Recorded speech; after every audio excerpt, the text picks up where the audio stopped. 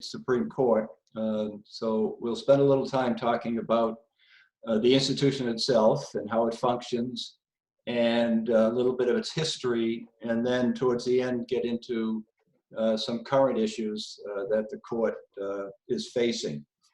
So we begin with how we got a Supreme Court. What are its origins? And for that, we have to go back to the Constitution. If all of you remember from our civics courses in school, we know there are three branches of government, and the first three articles of the Constitution deal with those three branches. Article 1 dealing with the legislative branch, Article 2 with the executive branch, and Article 3 with the judicial branch. And why don't we pull up that first slide, Veronica?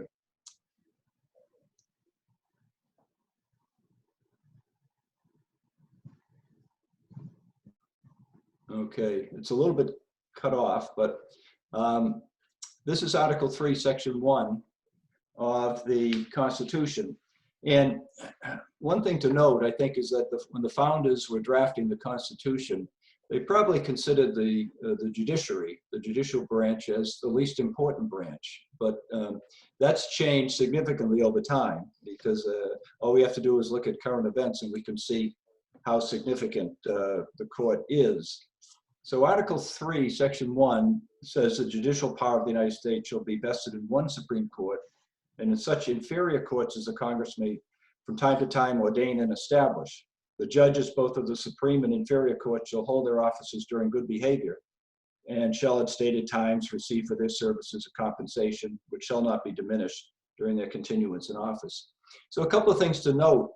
First of all, the Constitution only refers to one court, the Supreme Court. It doesn't mention any other courts. And these other so-called inferior courts were created from time to time by the Congress, but they're not mentioned specifically in the Constitution. The other thing you may notice is something that's missing, and that is there's no mention of the Chief Justice in this particular section. There is a reference to a Chief Justice in a section in Article 2 dealing with the executive branch, and that reference has to do with impeachment, which is something that we've all been familiar with in recent history. And in Article 2, the Constitution says that when the person being impeached is the president, the Chief Justice shall preside. So indirectly, the founders were referring to a Chief Justice, but interestingly, they did not mention the Chief Justice in Article 2, Section 1. The other thing to keep in mind, to take note of, that we'll get into a little bit later, is that it says the judges will hold their offices during good behavior. And that has been interpreted to mean that the judges will serve for life. They don't serve for particular terms. That issue has never really been litigated or adjudicated, but it is assumed, because of that language during good behavior, that it is life tenure. Okay, Veronica, you can take that one down. That slide down. Okay, we're back again. So that was the origin of the court, Article 3, Section 1. One of the issues that's been raised currently, that we've heard a lot about in the press, refers to the number of judges. We have 9 judges on the Supreme Court now. There was some discussion during the ongoing campaign before the election about whether the number of judges would be increased. But there's nothing sacred or sacrosanct about the number of judges. The numbers could be changed without having an amendment to the Constitution. And originally, when the Constitution was written, there were 6 justices back in 1789. And I can just go through the chronology briefly. The number changed to 5 2 years later because of an act of Congress. And then the following year, that act was repealed, so it went back up to 6. And then in 1807, it went up to 7. In 20 years later, in 1837, it went up to 9. And then it's up to 10 in 1863. And then during the presidency of Andrew Johnson, right after the Civil War, As you may remember from your study of history, there was a lot of tension and conflict between Andrew Johnson as president and the Republicans who were in control of Congress at that time. They clearly didn't like each other, and the Congress wanted to restrict Johnson's power. So they passed an act that said for the next 3 justices to retire, or when the next 3 justices retired, they would not be replaced. The idea being that the number would be reduced to 7. And they started in that direction. And by the time Johnson left office, they were down to 8. But then in 1869, it went back up to 9. And that's the number that we've had ever since. It hasn't been changed since 1869. But there's nothing to say that it couldn't be changed again. It would not require an amendment. And I think the next slide, if you can pull it up, Veronica, has the first picture of the Supreme Court as a group, which we will see in a moment. No, that's not it. The next one. Right? There it is. So if you, I'm sure you can all count, and you can see there are 8 justices in that picture. That was the first formal photograph of the Supreme Court. At that time, it was just before they raised the number to 9. But at that time, the first picture that we have shows 8 judges. And you can take that down now, Veronica.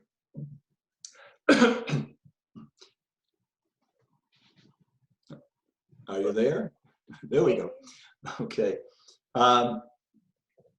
More recently, if you recall, during the presidency of Franklin Roosevelt, there was an attempt to do what was called court packing.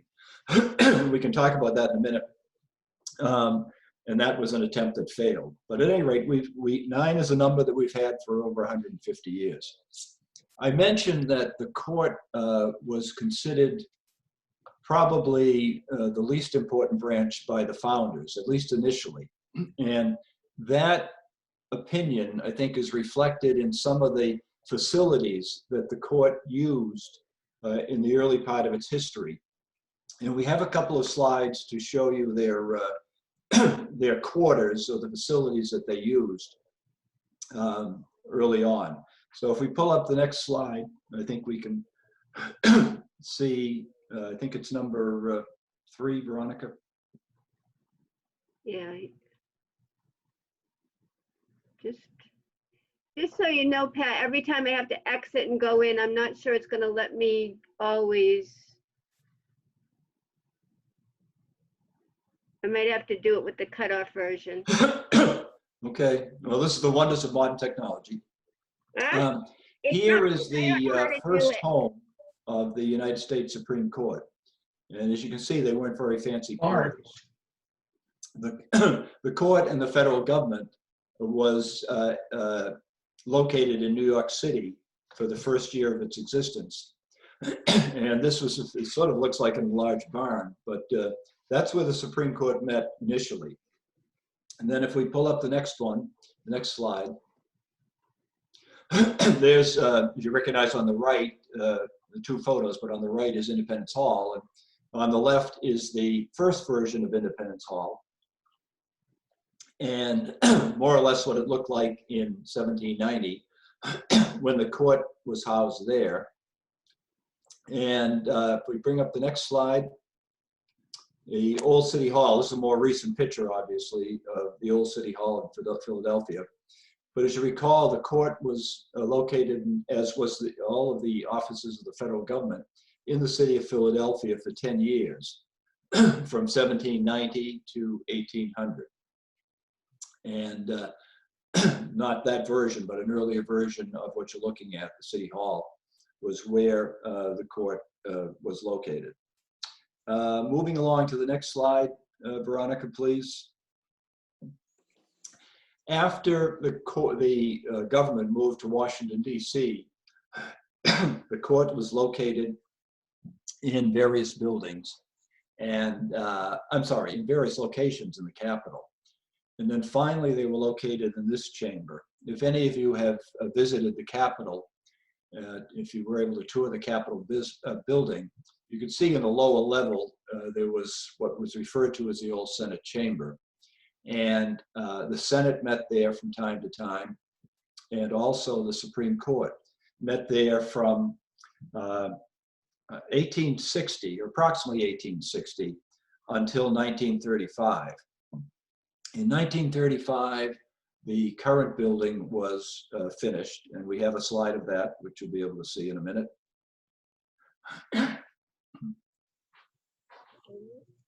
There is the current house of the United States Supreme Court, a more befitting structure and edifice for the highest court in the land. You can't make out the inscription above the pillars there, but it reads "Equal Justice Under Law."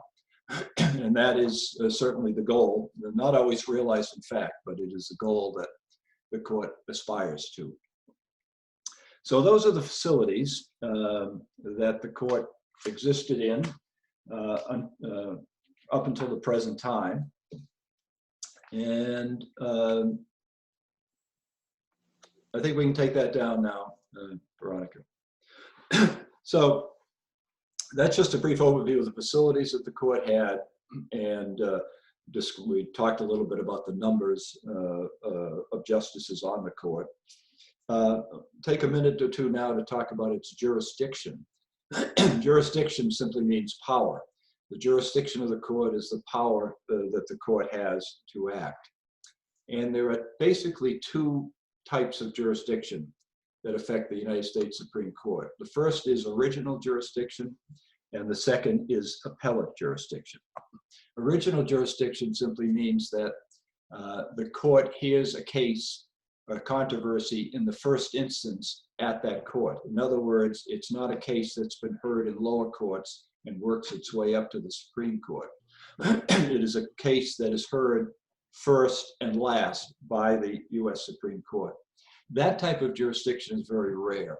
There are very few cases involving original jurisdiction. Usually that means disputes between states or between the United States. Yeah, I finally, there was a couple of buttons I didn't push. They were kind of hidden on me. Okay, all right. Okay, I think, is this Roland?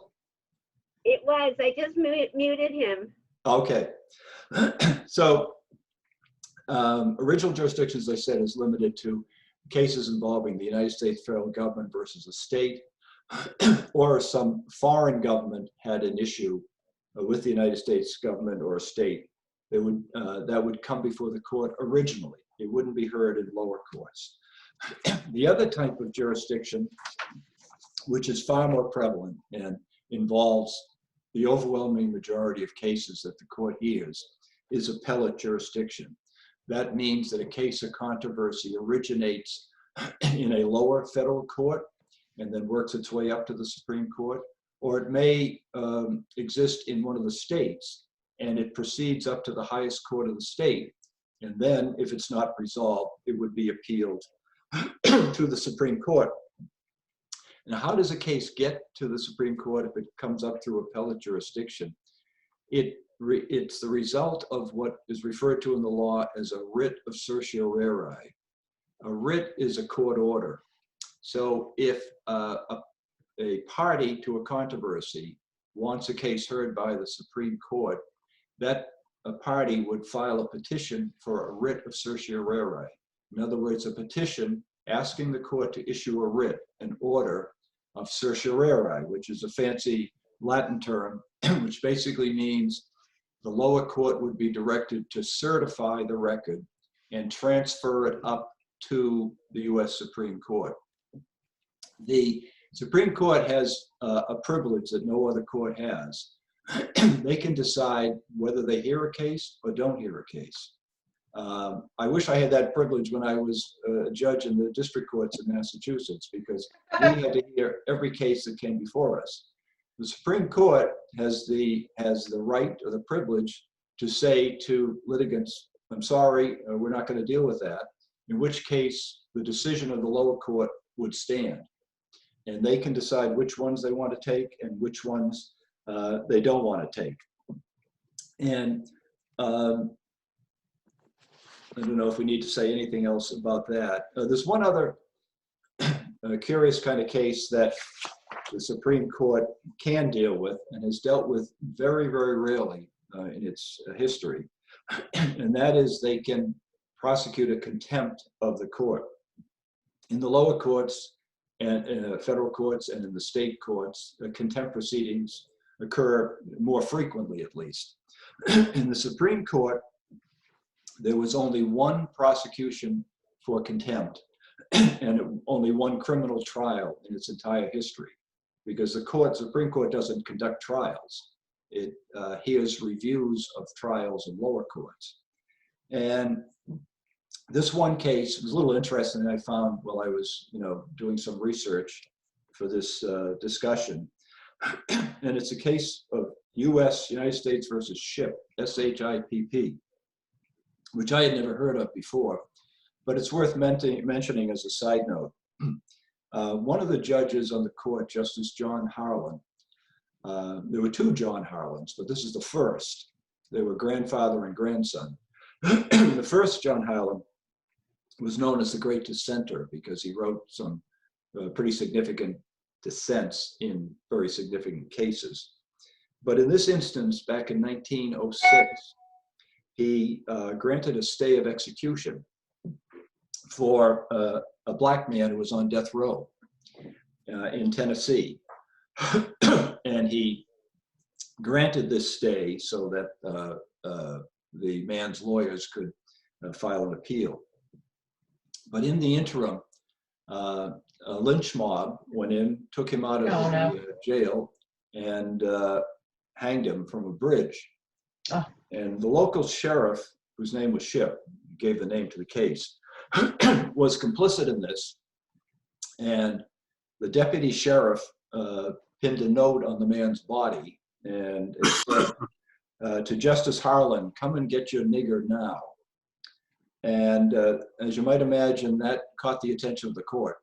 And these individuals were tried for contempt, found guilty of contempt. But interestingly, the most severe punishment was 90 days in jail. SOS. Now, they may or may not have been prosecuted in the state courts for the crime.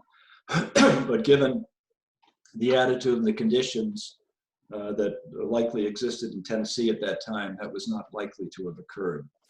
So that was the only time that there was a criminal trial in the court, the only time there was a trial for contempt. Now, let me talk a little bit about the confirmation process, the appointment process and the confirmation process. This is something we witnessed fairly recently with the nomination and confirmation of Amy Coney Barrett. If you can pull up the next slide, Veronica, please.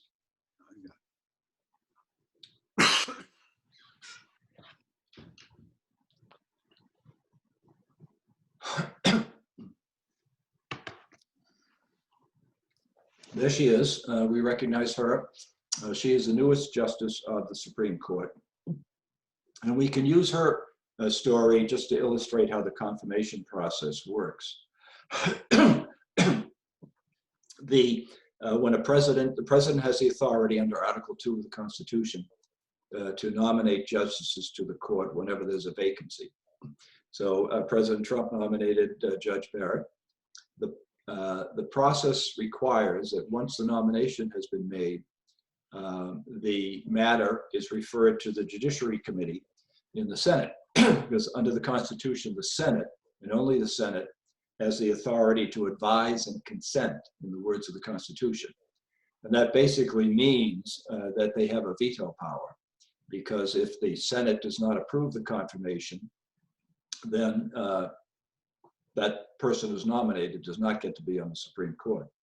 And that has occurred different times in our history. In earlier parts of the US history, these judicial appointments were not terribly controversial, and oftentimes they went through without a hearing. But more recently, that has not been the case. We live in highly contentious times, and these nominations are the subject of a lot of controversy. At one time, the members of the Senate could engage in a filibuster and prevent a nominee from being confirmed. And more recently, I think in 2017, the Republican majority in Congress adopted what was referred to in the popular press as the nuclear option. They decided that they were going to eliminate the filibuster, at least as it related to judicial appointments. And as a result, a number of these appointments were put through, including Justice Barrett. If you can bring up the next slide, Veronica. This is a gentleman you may remember from fairly recent history. He was a controversial nominee who went through the process but was not successful. In 1987, I believe he was nominated by President Reagan. If you recall Robert Bork, he was involved in a controversial issue back in the Nixon administration. I think we recall there was an event that was referred to in the press as the Saturday Night Massacre, because Nixon wanted to fire Archibald Cox, who was who had been appointed to investigate the Watergate matter. And the Attorney General at the time, Elliot Richardson, declined to obey that order, and he resigned. And the next in command, whose name I can't recall, also declined, and he resigned. So the third person in line was Robert Bork, who I believe was the Solicitor General at that time. He carried out Nixon's order, and Cox was dismissed. That was back in 1973 or 74. Now, 13 years later, he is nominated. And whether it was a result of his actions during the Nixon administration or other reasons, he was not approved. Sometimes nominations can be withdrawn. You may recall that when George W. Bush was president, he nominated a woman by the name of Harriet Miers. And there was some controversy regarding her nomination. I can't recall what it was, but it was enough to cause Bush to withdraw her name. All right, we can take that slide down, Veronica. So that's a little bit about the appointment confirmation process. Let's talk about the tenure. I mentioned when we put up the first slide that judges of the Supreme Court hold their offices during good behavior, which has been interpreted to mean for life. And unless a justice is impeached and convicted, or resigns, or retires, or dies, that justice is there literally for life. There was only one judge in our history, in the history of the court, who was impeached. And we'll pull his slide up, please, Veronica.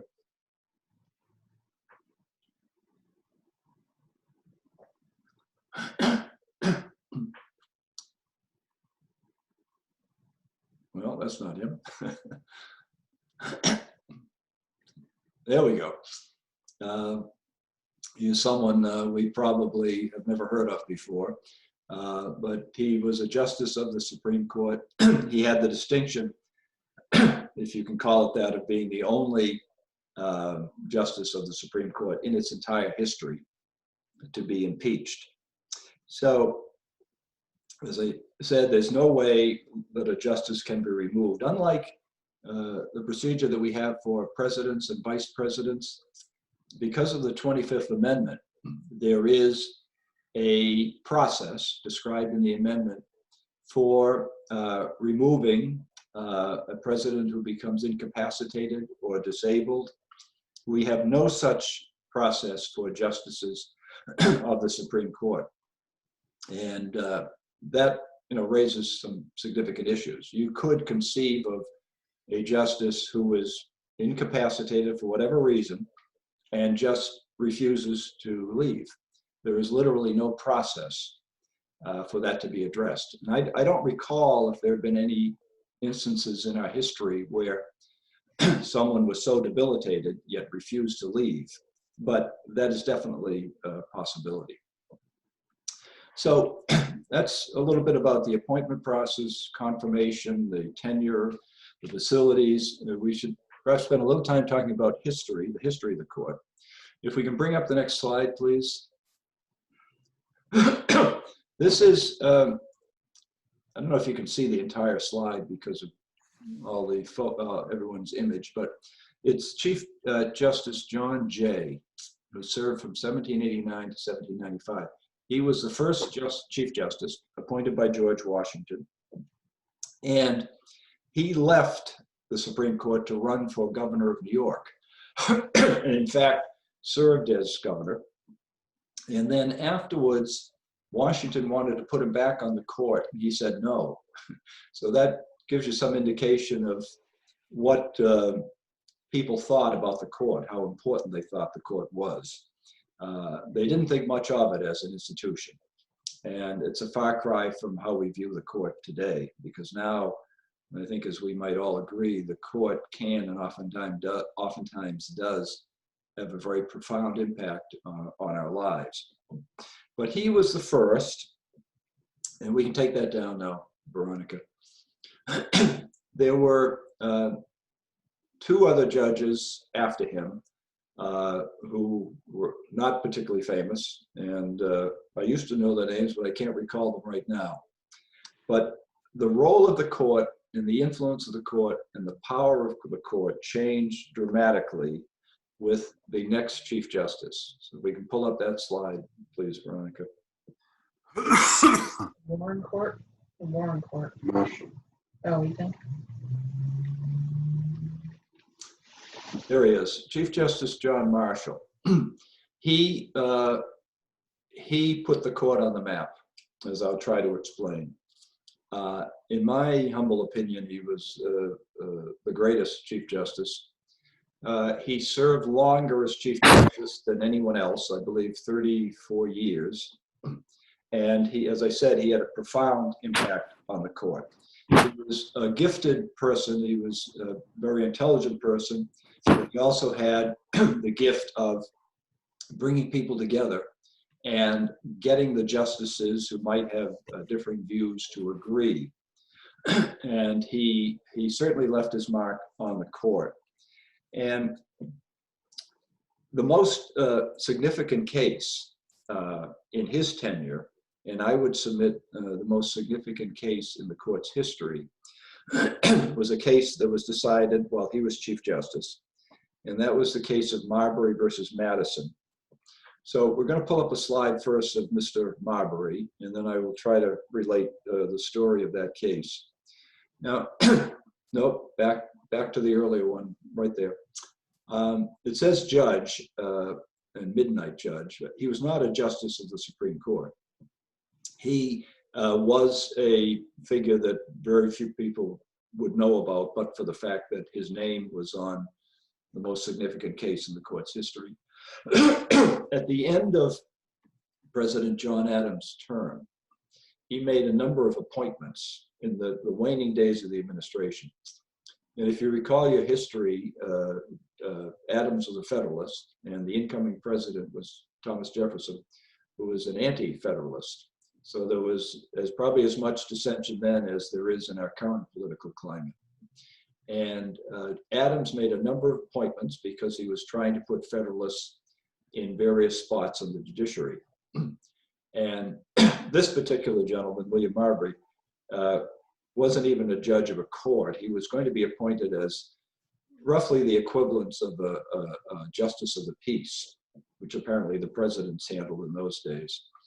So Adams appointed him, but then his term ended.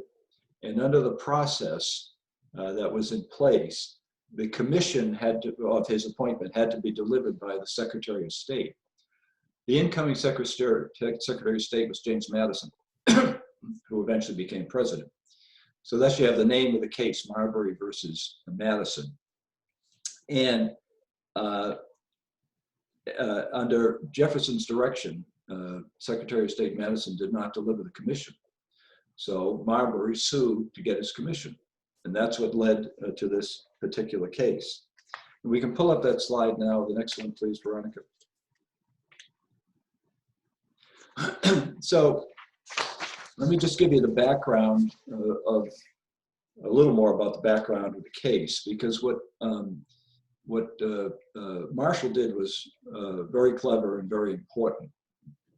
He did not want to have a political battle with the incoming president because the court was in its infancy and no one knew whether the decisions of the court would even be followed or obeyed. And as I said, he didn't want to struggle with the incoming president, but he also wanted to establish a principle. And the principle that was established in this very important case is judicial review. In other words, the court has the power to overturn a law passed by Congress if the court determines that the law violates the Constitution. And until that happened, the court really had diminished power. But once this case was decided and this principle of judicial review was established, the court became a very significant player in our federal governmental structure. So what he did, and you have to get into the weeds a little bit to understand it, but he said in essence that that it was wrong for Madison to refuse to give Marbury the commission, and under normal circumstances it would be proper for the court to order it. However, in this case, he said that the act of Congress expanded the power of the court beyond what the Constitution said. So therefore, in sort of a convoluted way, Marshall concluded that the court had no power to force Madison to issue the commission.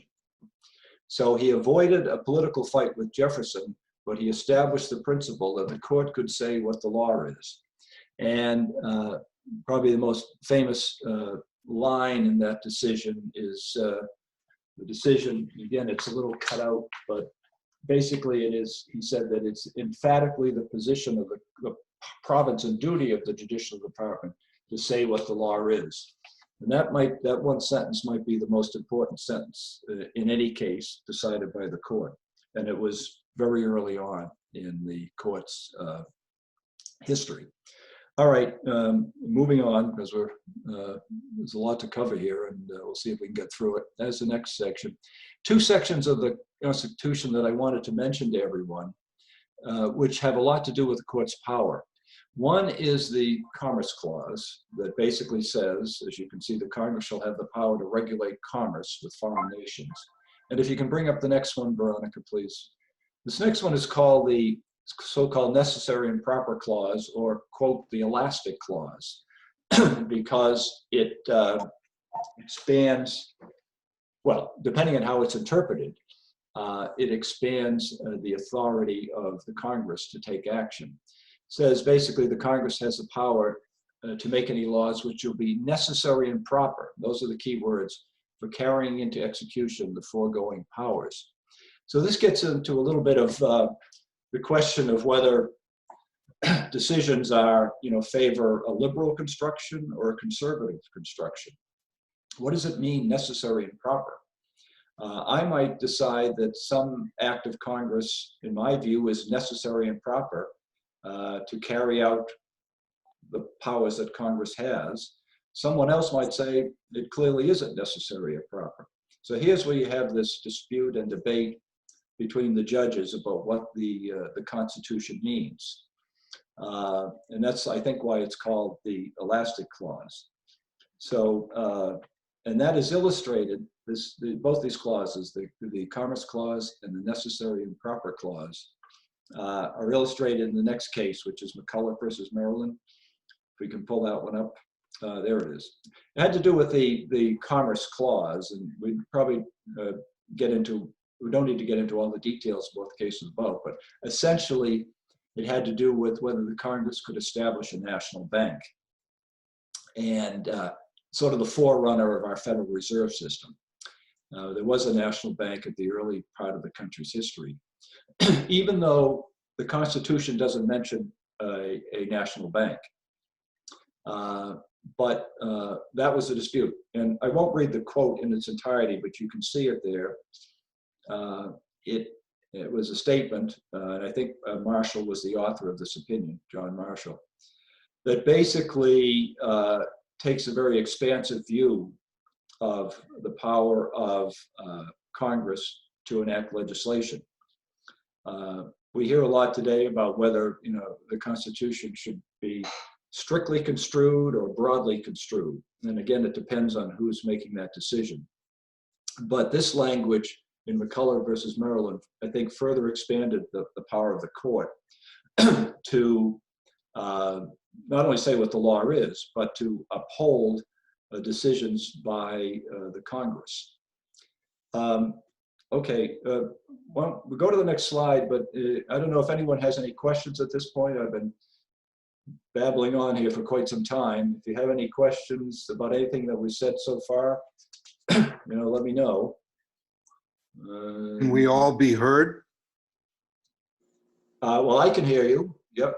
Oh, good. One question. Early on, were all the justices trained in law, or were they just appointed people? I missed that, Paul. Say that again, please. So, early on, in the 1800 era, were the first justices, can you hear me? No, there's a lot of background noise for some reason. Static. Oh, I'm Static, sorry. yeah. You try it once more. I don't hear it here. I'll try Yeah, one there it more. goes. So were the early judges, justices, were they trained lawyers? Well, they were all, as far as I know, they were all lawyers, members of the bar. Now, the standards for admission to the bar would change over time. It's more strict, more comprehensive now than it was in that era. In that era, people could study the law by being an apprentice to another lawyer. And I doubt that they had to take any particular exams, at least in the early part of the country's history. But they would, quote unquote, read law with a lawyer who was already practicing. And there had to be some standards. I am not familiar exactly with what those standards were. But to the best of my knowledge, they were, at least at the time, labeled lawyers. They might not labeled as lawyers. They might not qualify or pass muster under today's standards. Thank you. Now, again, if you have more questions, please signify, raise your hand, do something, and we'll address them. You can take the next slide, though, Veronica, please. Claudia, Hello? Yes, there's a question. Yes. Do I understand you to say, Patrick, that in Marbury versus Madison, it established the right of the courts to create law? Well, when you say create law, that's a different term. They would reject that that label.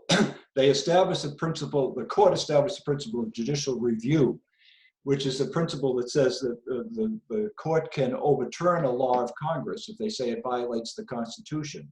So in effect, they can say what the law is, and people who would be critical of the court might say they're creating law or making law.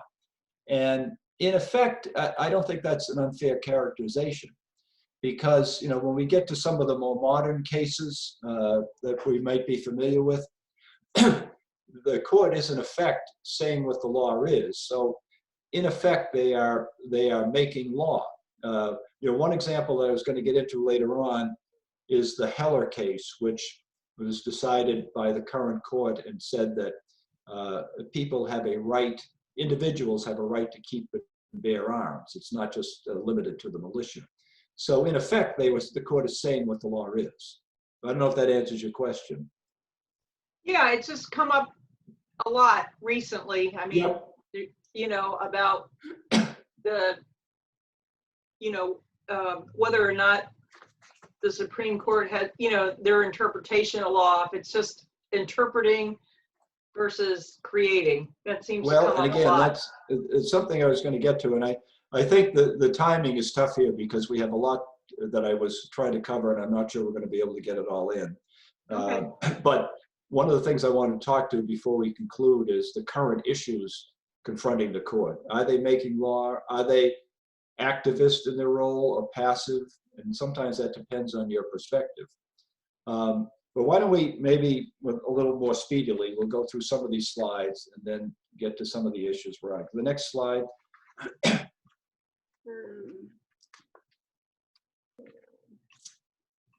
Okay, the court, you know, I mentioned I thought Marshall was the greatest Chief Justice. The court really went from the sublime to the ridiculous. After Marshall died, Chief Justice Roger, it's pronounced Taney, was appointed. He was from 1836 to 1864, I believe.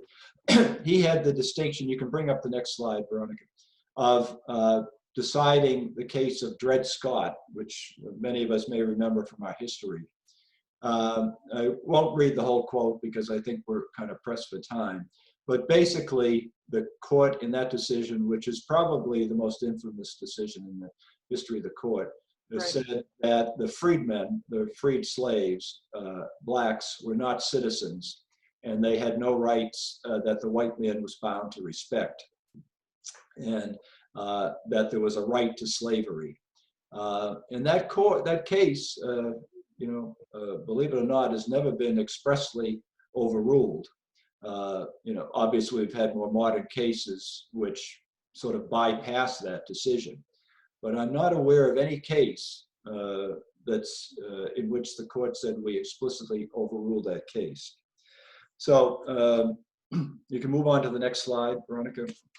The 14th Amendment was passed in, I believe, 1868, and I would suggest to you that that amendment, which is a law, it's part of the Constitution, and the Constitution is a law, has produced more litigation in the court's history than almost any other law.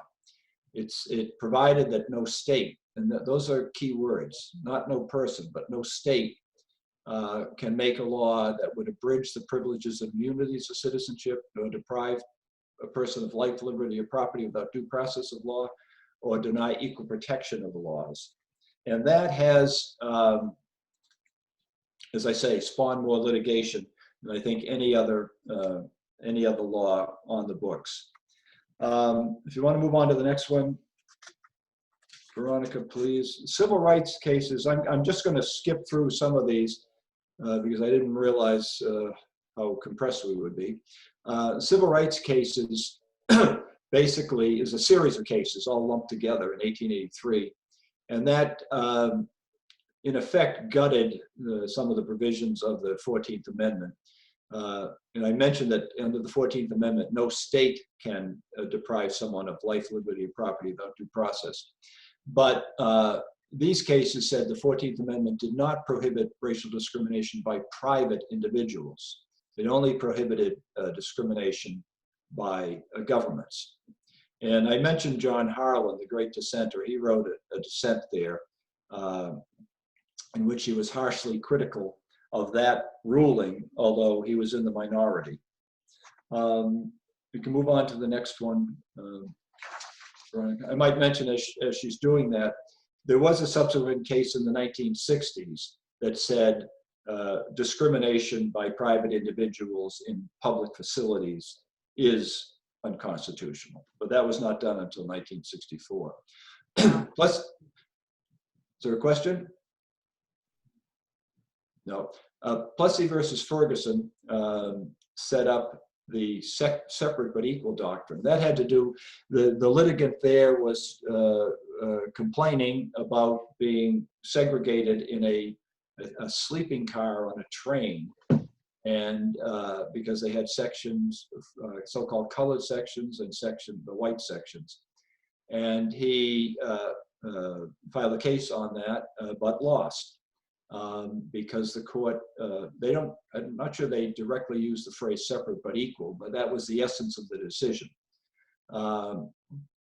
They went on to say that they objected to the plaintiff's argument that the enforcement of separation of the races stamped the colored race with a badge of inferiority.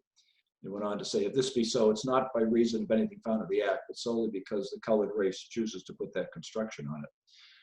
Again, Harlan dissented, and he said the Constitution is colorblind. But again, he was on the losing side of that argument. So that separate but equal doctrine remained in effect for some 50 years until the court in 1954 decided the case of Brown versus Board of Education. All right, so we can move on to the next one, Veronica. Perhaps we, because we're really cramped for time, I perhaps will skip that. In effect, it further weakened the 14th Amendment. It was a case that had to do with the number of the hours during the day that bakers worked in New York. And the employers were upset about it, and they were fighting with the unions. And the court sided with the employers and basically said that that law limiting the number of hours bakers had to work was unconstitutional because it interfered with the quote-unquote right of contract.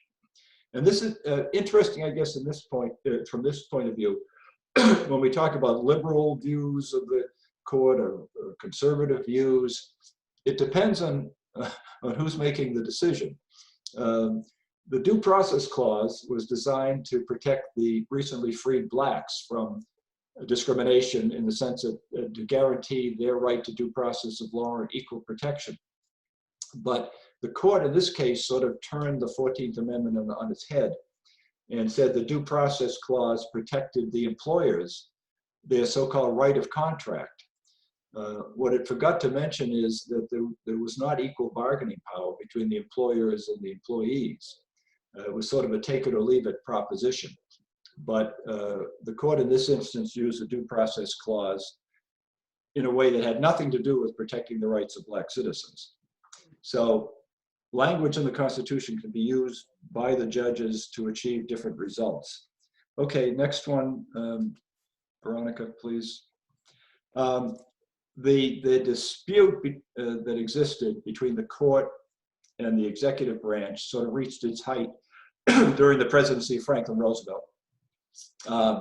As you recall from your history, Roosevelt was elected, and certainly he viewed it as a mandate to pass this New Deal legislation. But the big stumbling block was the court. The court at every turn tried to invalidate legislation as part of the New Deal. And they earned some nicknames. They were called the Four Horsemen. They were the conservative wing of the court. The next slide that Veronica will pull up shows the Three Musketeers of the court. And these were the liberals. You have Brandeis, for whom Brandeis University was named, Cardozo and Stone. And then there were two other judges, we don't have slides of them, that were the swing votes. Much as what we saw in our recent Supreme Court history, where you had a liberal bloc, a conservative bloc, and then swing voters. It existed back in the 1930s. All right, you can bring the next slide up, Veronica. This is the court in 1932, which showed, I can't pick them all out for you, but the Four Horsemen and the Three Musketeers were there, along with the two swing votes. And that shows you how the power of the court has expanded over the centuries. It started from its beginnings when it was almost inconsequential to being in a position where they could invalidate the actions of Congress and thwart the executive and created a lot of controversy. And that led to, if we come up with the, not sure what the next, you can pull up the next slide, Veronica. Well, I'm jumping ahead, but you can leave that out. But that led to Roosevelt's attempt to pack the court in 1937. In 1936, he was elected in a landslide, re-elected, and he thought he had some power, or enough power, to achieve what he wanted. And he wanted to appoint additional judges for every judge who reached the age of 70 and didn't retire. But that proposition fell flat. It lost support in the Congress and never went anywhere. Although interestingly, today we hear discussion about possibly, quote unquote, packing the court. here's a picture of Earl Warren.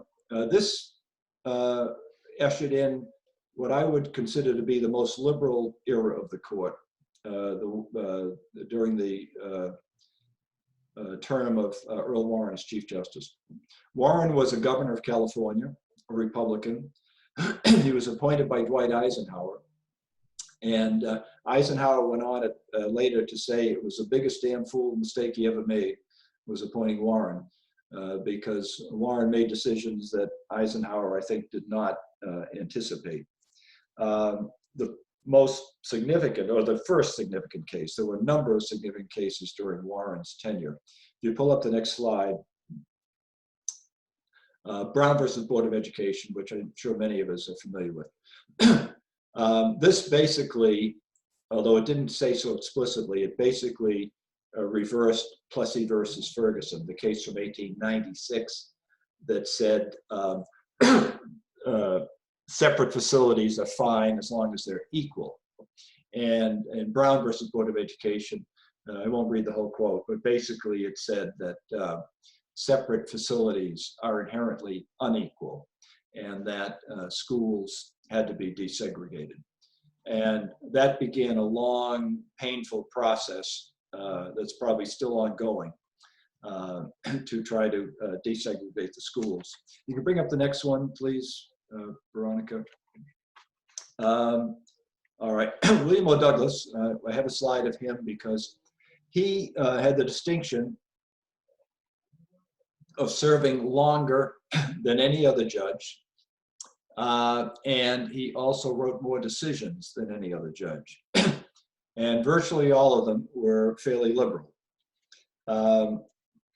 It's kind of interesting when you think, and it's surprising to the presidents who appoint them, that sometimes the justices change when they get on the court. I mentioned that Eisenhower was very disappointed in Warren. There were some other judges in the Warren court. I don't have slides, but just want to mention them briefly. There was Hugo Black, who was a former member of the Ku Klux Klan. And then he was a senator from Alabama. He got appointed, and you would think for that background he would be rather conservative, but he turned out to be one of the great liberals on the court.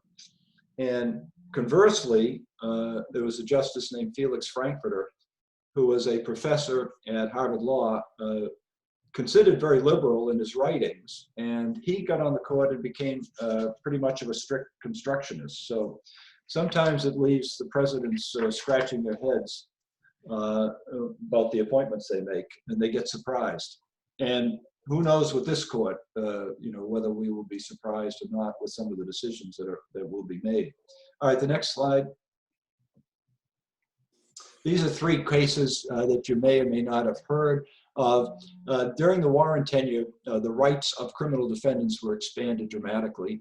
Mapp versus Ohio had to do with the Fourth Amendment, which protects us against unreasonable searches and seizures. And in that particular case, the court said that illegally seized evidence could not be used at trial. Gideon versus Wainwright, there was a book out quite some time ago you may have heard of called Gideon's Trumpet, which was the story of this case. Clarence Earl Gideon was a destitute, indigent prisoner in Florida, and he had to conduct his own trial. The state court denied him the right to counsel. And he filed it's kind of an impressive story. He filed a petition from his jail cell, wrote it out in longhand, and it ended up being decided by the US Supreme Court, which provided that indigent defendants have a right to the assistance of counsel at government expense. And then the last one is one that you would all be familiar with if we've watched any crime dramas on TV, where when the suspect is arrested, the police officer will inform the suspect of his rights to remain silent and have the assistance of a lawyer, and that anything he says can be used against him. That was the result of the case of Miranda versus Arizona in 1966. Okay, next, Veronica. Okay. Did we skip one? Maybe we, no, maybe not. Yeah, we did. Yeah, there's one before that, I think. Well, even before that. We're going backwards, folks. But okay. Ah, All right. Whoa. Okay, Griswold. yeah. Griswold had to do, this goes to the issue about whether judges make law, whether they strictly interpret the Constitution or whether they sort of expand the definition of the Constitution. Griswold had to do with a law in Connecticut that prohibited the sale of contraceptive devices. And the court, the majority of the court at least, wanted to invalidate that law, but they were searching and searching for a way to do it. They came up with this idea of a right to privacy. You can look far and wide in the Constitution and there's no language about a right to privacy. But the court assumed that there was such a right. And look at the language they use. They said the Bill of Rights has penumbras. I'm not even sure what that means. I think it's sort of almost like a halo around a core of light and formed by emanations from those guarantees. So I'm kind of a left of center person, but I have to admit that Douglas, who wrote the decision, basically made this up. So it established the right to privacy. And you see that in other cases. If you jump ahead, go ahead to the next one, Veronica. This is Warren Burger, the next Chief Justice after Warren. We'll move on to the next one. Well, Roe versus Wade, we're all familiar with, established the constitutional right to have an abortion. And again, it relied on the right of privacy that was, some would say, created by Justice Douglas in the Griswold case.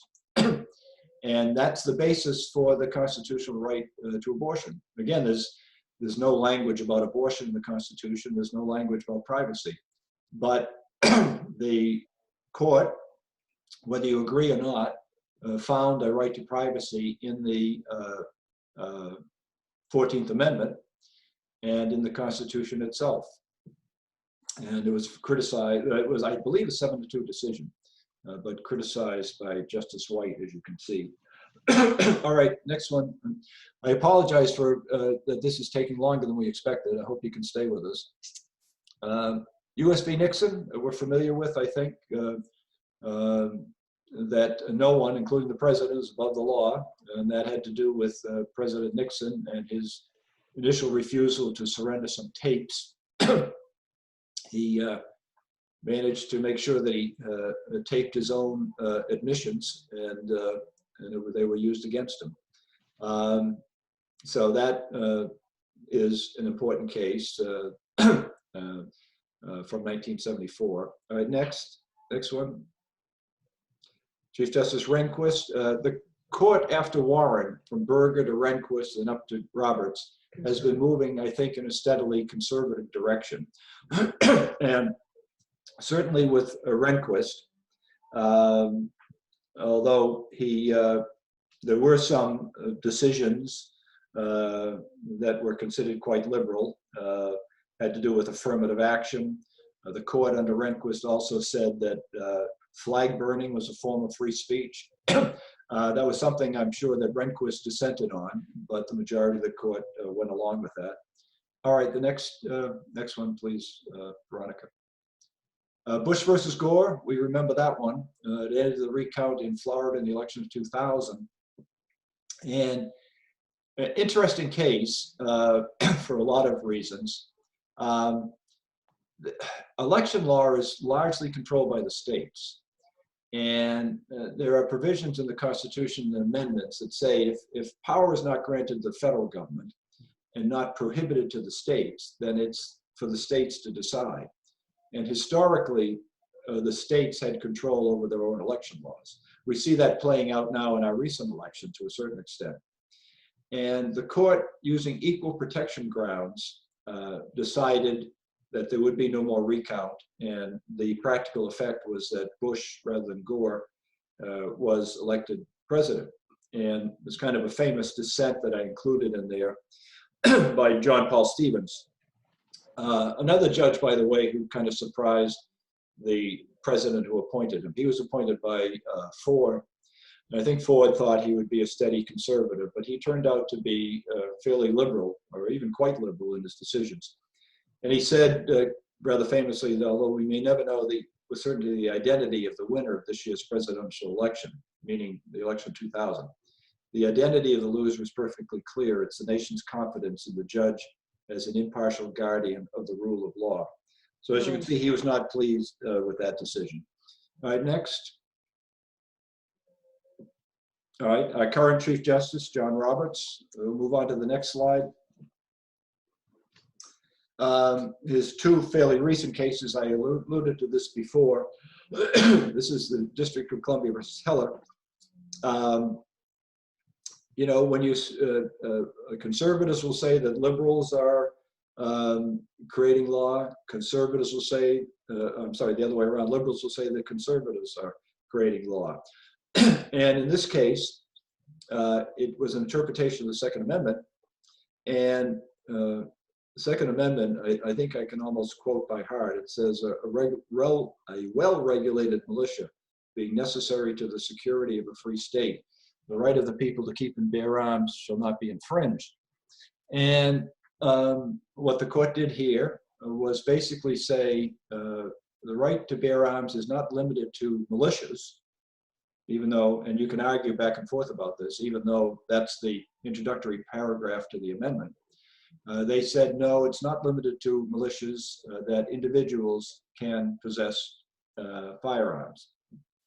And then the next slide, Veronica, Citizens United, I think we've all heard of that. That basically said that because of the free speech clause of the First Amendment, the government really and Congress could not control or restrict financial expenditures for corporations and unions in political campaigns. Okay, next. These are the more recent pictures. This is the court from 1998. It included the first woman, as we can see, Sandra Day O'Connor. Second woman being Ruth Bader Ginsburg. And then the next slide, Veronica. All right. Here is, or was the current court until Ruth Bader Ginsburg died. But we have all of the appointees except for the newest judge, Amy Coney Barrett. With her appointment, the conventional view is that there are 6 conservative judges and 3 liberal judges.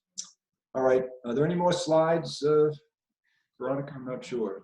Okay, we have some quotes there that at least were interesting enough to me to put them in, and this is the last slide, you'll probably be happy to know. But Lincoln said, he was speaking about the Dred Scott case, that if government policy becomes irrevocably fixed by decisions of the Supreme Court, the people will have ceased to be their own rulers. And the next one is kind of interesting when you talk about strict construction of the words of the Constitution or expanding the understanding of the Constitution. Thurgood Marshall said, you do what you think is right and let the law catch up, which is probably the ultimate statement of a liberal interpretation of the court. Then there's a quote from Robert Bork, who was talking about the court using affecting a coup d'etat. Let me just go on to the next slide and then the one after that, because I know we're running out of time. Well, this quote by John Marshall, number 6, is interesting when we talk about following the original text or interpreting, you know, what is necessary and proper, or what the Commerce Clause will allow. He said that the Commerce Clause was complete in itself, may be exercised to its utmost extent, and acknowledges no limitations other than are prescribed in the Constitution. So you can see how different judges will interpret the text of the Constitution in different ways, sometimes to achieve the result that they would like to achieve. And one more slide, if you pull that up, Veronica, which I think is interesting. The insularity of lifetime tenure raises an issue that we could probably talk about. The insularity of lifetime tenure, combined with the appointments of relatively young attorneys who give long service on the bench, produces senior judges representing the views of past generations better than the views of the current day. Yeah, maybe. Okay, Veronica, you can take that down. So we have exhausted all the slides, and maybe I've exhausted your patience because this has gone on for probably longer than we anticipated. But thanks for bearing with us and bearing with me. There are still a lot of issues, current issues that, you know, perhaps people may want to talk about. I mentioned the political question, like in Bush v. Gore. That has come, is something that the courts dealt with. The secrecy of the proceedings, I think I might have mentioned this before. When I was on the bench in the district courts of Massachusetts, we had to allow reporters in the courtroom. We had to allow cameras in the courtroom. The highest court in the land doesn't do that. They refuse to allow cameras, television cameras, or even still cameras in the courtroom. And there's been a lot of debate and discussion about that it would be nice to have a more open process. So if people were so inclined, they could watch the proceedings and judge for themselves. But thus far, and they have the final say, they have not chosen to do that. Another issue that we touched on is lifetime tenure. This has become a hot issue, especially in the current election. I mentioned there's a 6-3 split in favor of conservatives over liberals. And there's been some discussion about adding numbers to the court. That could happen without an amendment. But if the discussion centers around terms, specific terms for the judges or mandatory retirement ages, I think that might require a constitutional amendment. Because if you remember from that first slide, the judges served during good behavior. So these are debates, I think, that that will be ongoing probably for some time with the new administration. And it's anybody's guess as to how that will work out. But somebody once said, some wise observer said, the Supreme Court follows the election returns. So depending on how the election turns out, the court may lean one way or the other. I think that remains to be seen. The other point I wanted to make is that you can have judicial activism on both sides. Conservatives will say that liberals are the activists, but liberals sometimes can make a case that conservatives are the activists. Certainly, conservatives would say that liberals were very activist in terms of that Griswold case, developing a right of privacy, and the Roe versus Wade case. Liberals might say that that conservatives can be activists too. If you look at the Heller case, in my own opinion, and people can disagree, I think they really stretch the language of the Second Amendment to achieve a result they want. Judges are not supposed to strive to achieve a result and then find the reasoning to justify it. But you know, truth be told, I think that oftentimes happens. A judge may have a particular result he or she would like to see, and they do the research and write the opinions and structure it in a way to support their viewpoint. We like to think, and it's certainly the ideal, that judges will simply follow an honest, fair interpretation of what the law means. But it's a matter of interpretation, and people can differ widely when they make those interpretations. So that is a very lengthy presentation. I'm happy to address any questions if people I want have one. to keep the conversation going a little bit. We can. But if you feel like you have to sign off, don't worry about it. Go for it. Yes, I see a hand raised there. Yeah, I have a, this whole question under Amy Coney Barrett came up about super precedent, a term I'd never heard before. And Yeah. for 20 years, they kept saying Roe v. Wade was settled law. And she said, well, it's not settled law. Could you talk anything more about that term super precedent? Has that ever come up before? And what are your thoughts about settled law? I never heard that that term until I watched some of the confirmation proceedings. I mean, a precedent is a precedent is a precedent. I don't know what a super precedent means, other than the case that is the precedent is a controversial case, like Roe versus Wade, for example. I mean, the great majority of cases, I should have mentioned this, in the history of the court are non-controversial, uninteresting decisions that could probably put you to sleep. And they're usually decided unanimously or virtually unanimously. The ones we hear about, the controversial ones, are a relatively small minority of the cases that the court hears. I had never heard the term super precedent before.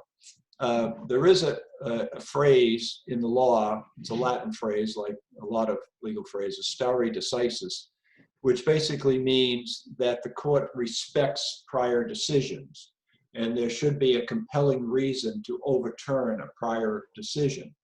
So I think that was playing out in the confirmation hearings regarding Amy Coney Barrett, where, you know, I think she was, my opinion, she was trying to fend off questions about whether, you know, she would vote to overturn Roe versus Wade by, you know, describing it as a super precedent.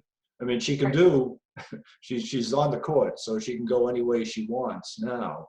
But, you know, my opinion is that she was trying to tamp down any, you know, excited reaction during the confirmation hearings. But I mean, law, we have precedents. They're not sacred.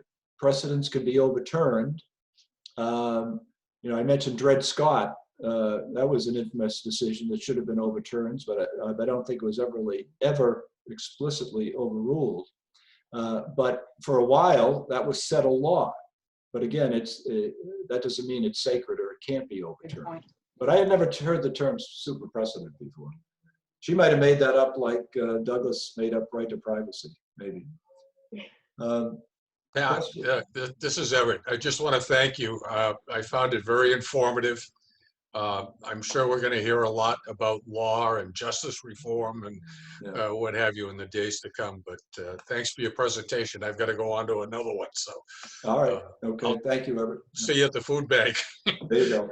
Are there more questions or comments or arguments or disagreements? Well done. Well done. All right. Thank you. Oh, I had one. Okay, go for it. Yeah, let me see. Let me get my thought. God. You forgot Yeah, it.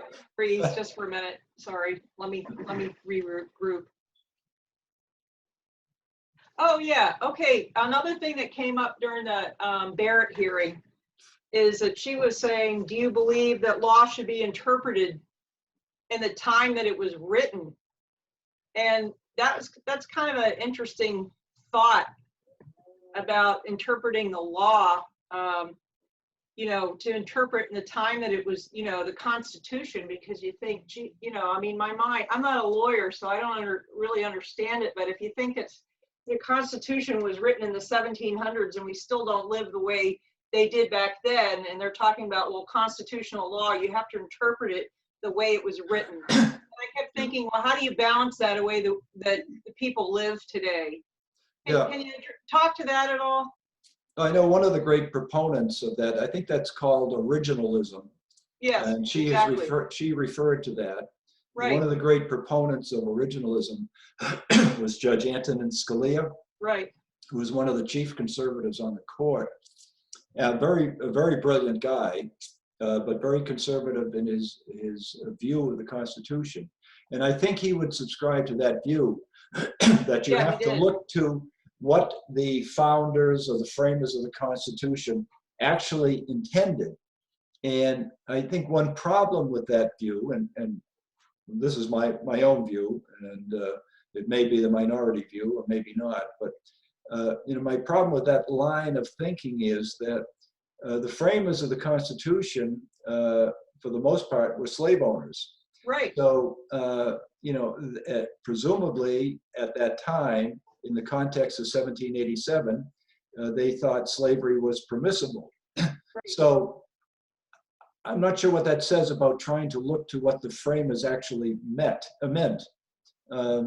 you know, a more liberal interpretation, which is mine, and it's mine alone, I'm not saying that it's necessarily the right one, is that you have to view the Constitution as sort of a living document that has to be applied to the times in which we live. Right.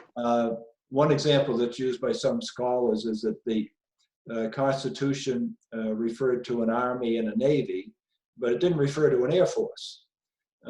So, you know, if we're going to limit ourselves to what the framers meant by way of defense, they didn't contemplate or envision an air force, and yet we have it. So, you know, I'm of the view, and, you know, people may differ and there may be good reasons to differ, but I'm of the view that the Constitution has to be viewed as a document that in which the understanding of the Constitution is based on the times in which we live, as long as it's not clearly violating what the Constitution is saying. Right. And there's another line of thought, and I think we alluded to it, that, you know, Congress could make laws about subjects that may not have been specifically mentioned in the Constitution. And we talked about that case, that historical case about the National Bank, where nowhere is it mentioned in the Constitution. On the other hand, nowhere is a right to privacy mentioned in the Constitution. So my own view is that we have to view the Constitution not as a dead document, so to speak, but as a living document. But that's a matter of debate, and people can differ. Yeah. Are there other questions at all? Disagreements, arguments? No? All right. Well, I guess, Veronica, I guess we have completed it. Thank you for your, thanks to everyone for tuning in. Thanks very much. Thank you. Well, you had a lot more slides there. I hope that we get another opportunity to hear what you have to say. It was fascinating. All right. Well, thank you very much. And thanks to Veronica for being the director and producer. A little slow on the slide things. Don't forget, this is new for me too. All right. I'm glad we all fumbled through it. I would like to say this is not my area of expertise at all. And just a great job, Pat. Thank you so much. And I know that Arthur and Paul, who are running the Dull Men's Club, are looking for you know, what kind of topics you guys want. And I think, you know, using this as a springboard to more specific things in the future may be something that you guys might be interested in talking about. Okay. We'll keep that in mind. Okay. All right. Thank you all very much. Thank you. Thanks. Have a good day. Thank you, everyone. Bye-bye. Thank you. Bye-bye. Yep, you can go turn it off, Lovey.